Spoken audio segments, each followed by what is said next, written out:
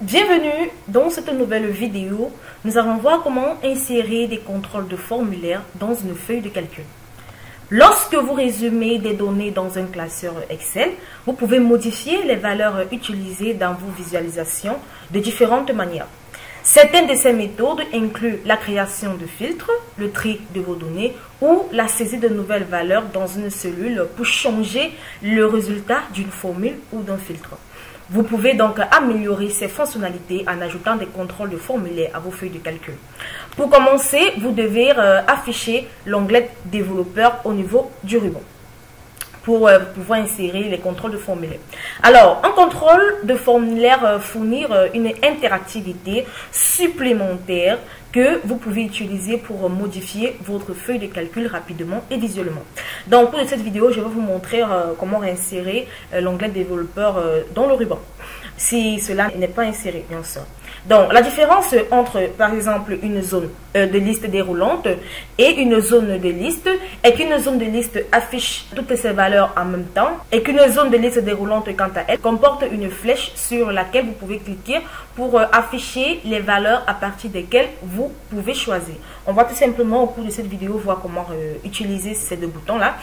Donc, alors, une fois que vous avez ajouté une zone de liste déroulante ou une zone de liste dans votre feuille de calcul, vous pouvez donc utiliser les paramètres de la boîte de dialogue contrôle de format pour identifier les cellules fournissant les valeurs pour le contrôle de cellules, affichant la valeur du contrôle et de nombreuses autres propriétés telles dans l'onglet de la boîte de dialogue que nous allons effectivement voir au cours de cette vidéo. Alors, les cellules qui fournissent les valeurs pour votre zone de liste ou votre zone de liste déroulante ne doivent pas nécessairement figurer sur la même feuille de calcul que le contrôle de formulaire. Le fait de placer des valeurs dans une autre feuille de calcul vous permet de réduire l'encombrement dans la feuille de calcul contenant la visualisation.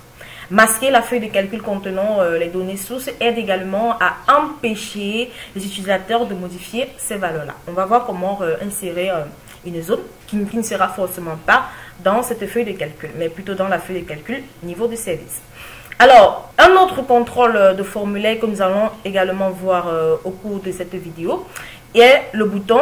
Un autre contrôle de formulaire que nous allons voir au cours de cette vidéo, qui est le bouton Topi autant pour moi. Topic contrôle de formulaire qui vous permet de modifier les valeurs numériques par incrément.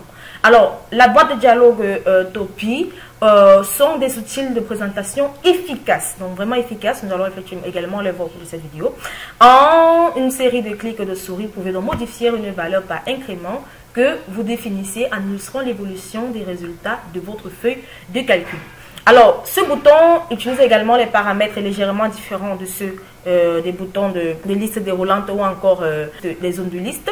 Donc, plutôt que d'identifier la plage de cellules qui fournit des valeurs pour le contrôle, vous spécifiez la valeur maximale, la valeur minimale, l'incrément, c'est-à-dire la valeur change à chaque clic de souris, et la cellule de la feuille de calcul affichant la valeur du bouton pivotant.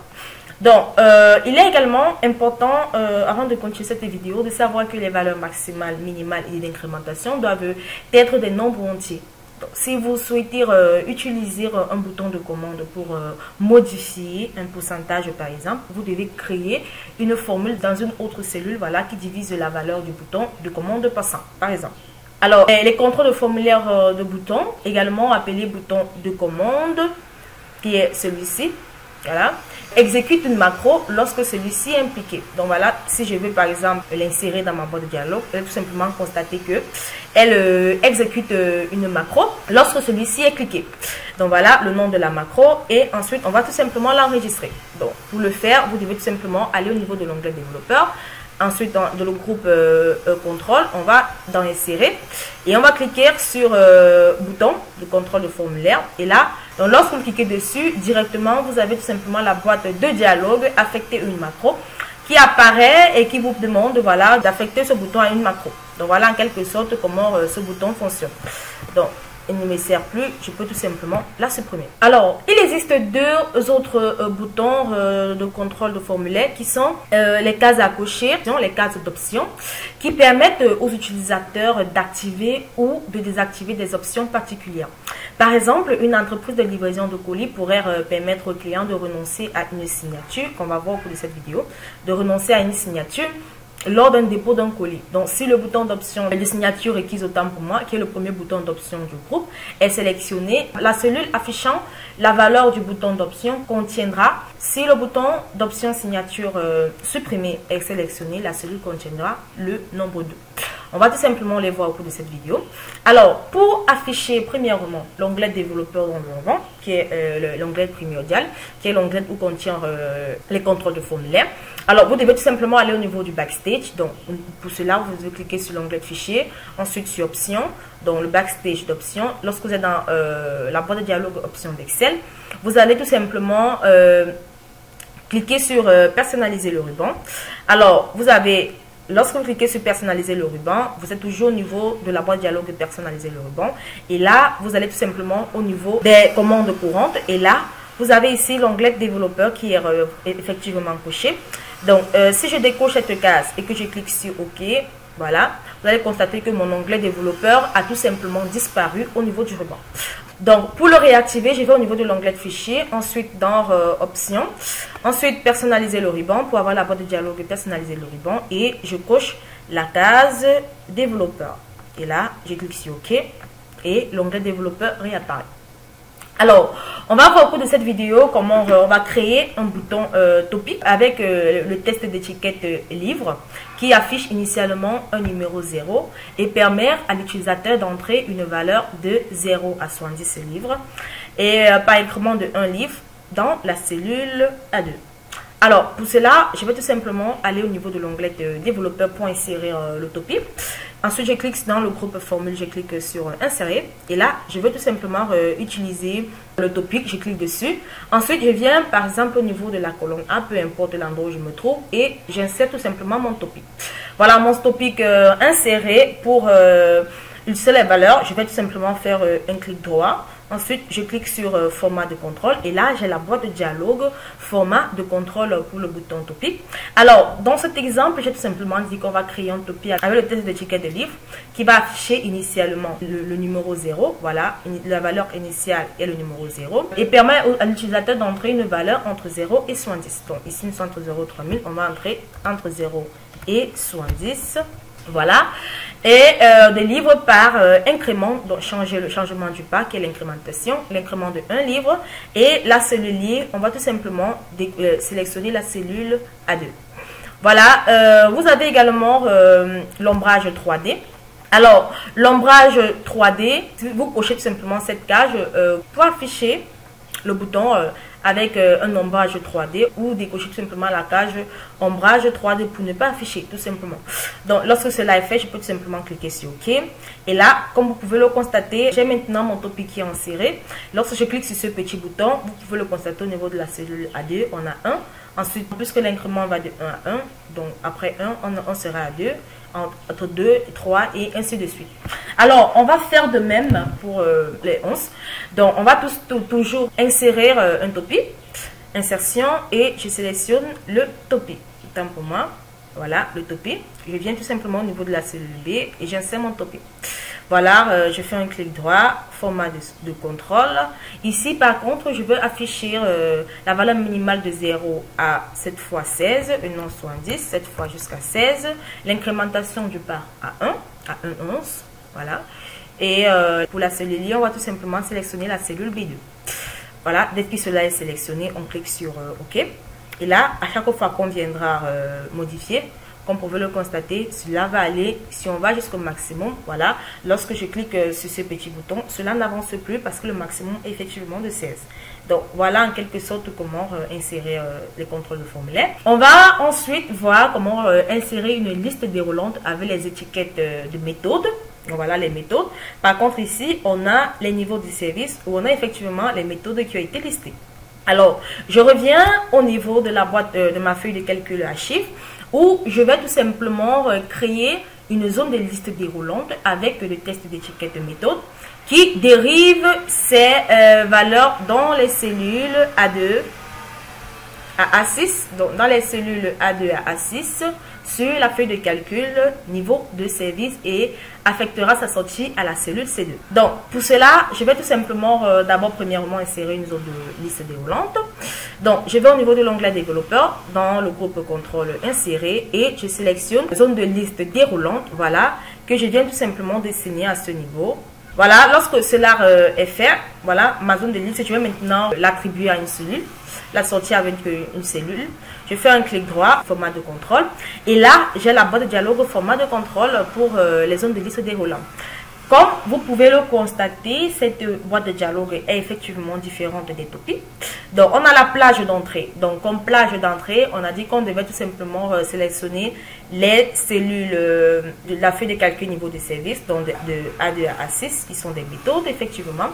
Comme vous pouvez le constater, cela met le nom de la feuille de calcul avant de mettre les cellules. Donc, pour dire tout simplement qu'on n'est toujours pas obligé de sélectionner la plage d'entrée dans la même feuille de calcul. Cela peut se trouver dans une autre feuille de calcul, tout simplement.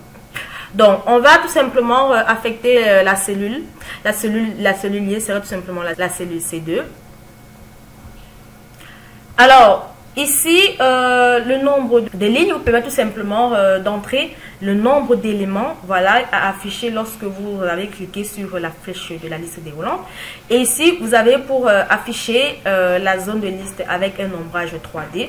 Vous cochez tout simplement la case ombrage 3D. Ensuite, vous cliquez sur OK. Et là, voilà, je peux tout simplement lister, voilà, en fait, quelque sorte de les méthodes qui ont été listées. Lorsque je clique sur la première méthode qui est grande, cela va afficher 1. Si je sélectionne la deuxième méthode qui est 3D, cela va afficher 2. Ainsi de suite, c'est pas ordre. Si je clique 2D, cela va afficher 3. Si je sélectionne Overnight, cela va afficher 4. Et ainsi de suite, je sélectionne Propriety Overnight, cela va afficher 5. Donc, voilà en quelque sorte comment insérer une zone de liste déroulante. C'est également la même chose pour une zone de liste. Hein. C'est pratiquement le même procédé. Donc, on va maintenant voir comment créer deux boutons d'options. Nous allons intituler signature requise et signature supprimée. Donc, pour cela, on va aller au niveau de l'onglet développeur dans le groupe contrôle. On va aller sur insérer et on va insérer des boutons d'options. Voilà, les cases d'options. Je clique et je viens tout simplement à ce niveau entrer une case d'options. Donc, on va tout simplement voir tout à l'heure comment modifier le nom d'une case ou encore comment on peut les modifier. On peut modifier les noms, hein, tout simplement. Voilà ma première case d'options. Ensuite, j'insère la seconde case d'options pour les signatures supprimées. Voilà, je peux tout simplement déplacer pour qu'elles s'affichent voilà, sur la même ligne.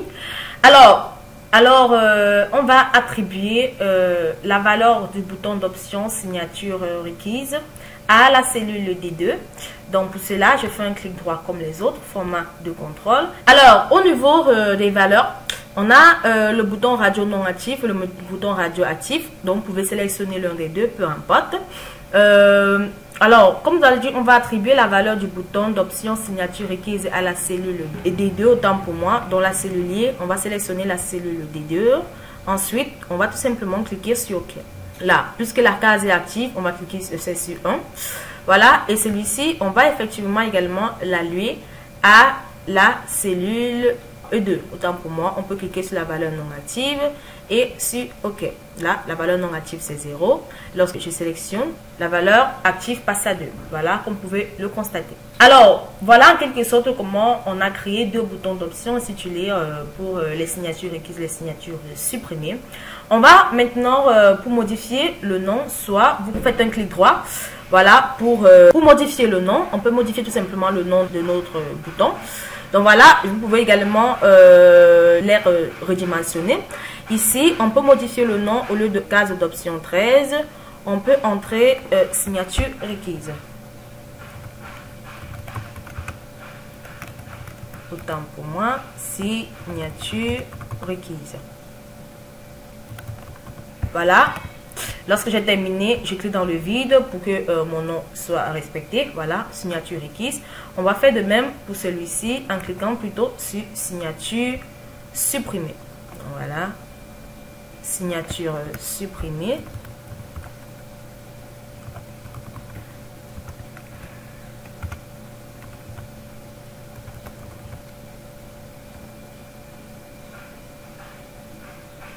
Voilà, signature supprimée.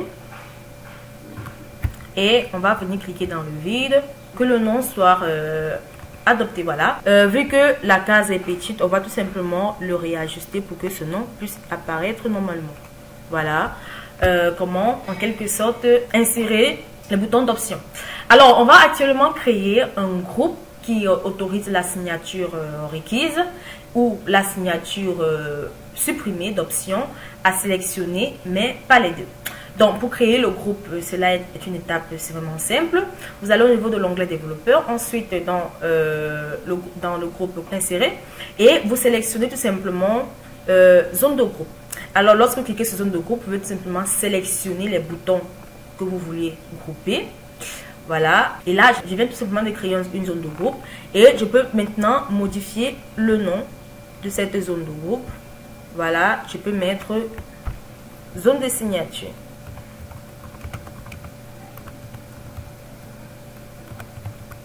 Voilà. Alors voilà une zone de groupe. Lorsque une signature est sélectionnée, l'autre ne l'est pas. Donc si je sélectionne sur celui-ci également ne le sera pas. Et ainsi de suite. Donc voilà en quelque sorte comment insérer une zone de groupe. Alors on va de suite voir comment insérer une zone de liste. C'est des étapes simples. Hein. Donc vous allez développeur insérer. Ensuite on va dans la zone de liste et on vient insérer une zone de liste tout simplement. Vous allez voir la différence. Ensuite on fait un clic droit, format de zone. On peut tout simplement aller au niveau de la plage d'entrée. Sélectionner plutôt encore une fois de plus les cellules A2 à A6 de la feuille de calcul zone de service. Ensuite, dans la cellulier, on peut revenir pour mettre par exemple la cellule, pourquoi pas par exemple la cellule C2, C12 autant pour moi. Alors, type de sélection simple, ombrage 3D et OK. Voilà la liste de mes cellules qui apparaissent. Donc, je peux tout simplement le redimensionner. Hein. Donc, voilà comment le redimensionner. Je peux descendre avec... voilà, lorsque je sélectionne par exemple le deuxième élément qui est 3D, 2, l'élément 2 apparaît de la cellulier. Si je sélectionne le premier élément, 1 apparaît au niveau de la cellulier. Le cinquième et 5 apparaît au niveau de la cellulier. Donc voilà en quelque sorte comment redimensionner. Pour le redimensionner, soit vous faites un clic droit et ensuite vous pouvez tout simplement les redimensionner à votre guise. Ou vous allez au niveau de l'onglet de format et au niveau de la hauteur, vous pouvez redimensionner la hauteur et la largeur à votre guise. Donc voilà comment redimensionner les boutons. Voilà. Pour supprimer un bouton, vous pouvez tout simplement le sélectionner avec un clic droit et cliquer tout simplement sur supprimer. Voilà. Et cela va tout simplement se supprimer. Cela va tout simplement supprimer votre contrôle de formulaire. Donc voilà en quelque sorte comment insérer des contrôles de formulaire dans votre feuille de calcul ou dans vos classeurs. J'espère que vous avez aimé la vidéo. Nous allons nous retrouver très prochainement dans une nouvelle vidéo.